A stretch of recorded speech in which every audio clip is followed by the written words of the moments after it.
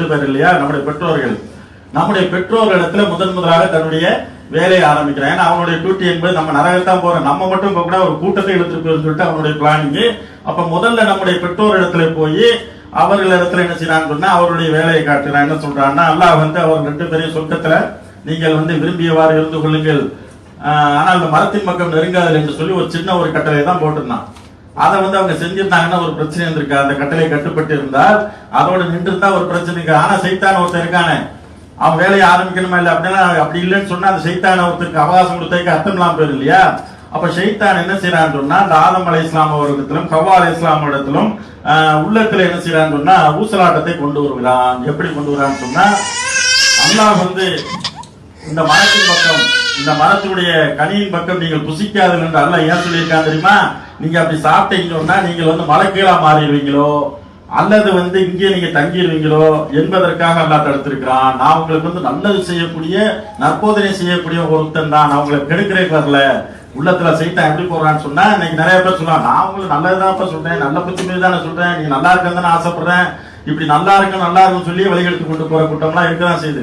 நாங்கள் மார்க்கத்தை தூய வழியில சொல்லுவோம் சொல்லிவிட்டு வழிகெட்டு அந்த பயணங்களை கொண்டு போறதெல்லாம் இருக்கதான் செய்யுது. அப்போ சைத்தான் அதே மாதிரி என்ன சொல்றான்னு சொன்னா, நான் உங்களுடைய நன்மையை நாடக்கூடியவன், உங்களுக்கு நலவை நாடக்கூடியவன், உங்களுக்கு நான் நல்ல ஆலோசனை செய்கிறேன். இது அல்லாஹ் ஏன் உங்களை தடுத்தான்னு சொன்னா, இந்த 2 விஷயமா தான் இருக்கும். ஒண்ணு, நீங்கள் இதை சாப்பிட்டா நீங்க மலக்கா மாறிடுவீங்களோன்ற காண்டியும், அல்லது இதை நீங்க நிரந்தரமா அந்த சோனத்திலே தங்கிடுவீங்களோ என்ற காண்டி அல்லாஹ் என்ன செஞ்சிருப்பான், தடுத்திருப்பான். அதனால நீங்க சாப்பிட்டுருங்க அப்படின்னு சொல்லி போட்டு உள்ளத்துல என்ன செய்யறான்னு சொன்னா ஊசலாட்டத்தை ஏற்படுத்தி அவர்களை கனியை புசிக்க வைக்கிறான். அதற்கு பின்னால் அவர்களுக்கு என்ன நடந்தது என்பதெல்லாம் நீங்கள் அறிந்த ஒரு விஷயம். அவருடைய மறைவிடங்கள் வெளிப்பட்டது. அந்த வெக்கத்தலத்தை மறைத்துக் கொள்வதற்காக சொர்க்கத்துடைய இலைகளை பறித்து தங்களுடைய அந்த வெக்கத்தலங்களை மறைத்துக் கொண்டார்கள். அதற்கு பின்னால் அல்லாஹ் அவர்களை அங்கிருந்து இறக்கினான், சொர்க்கத்தை விட்டு வெளியேற்றினான் என்ற சம்பவங்கள்லாம் நீங்கள் தெரிந்த ஒன்றுதான்.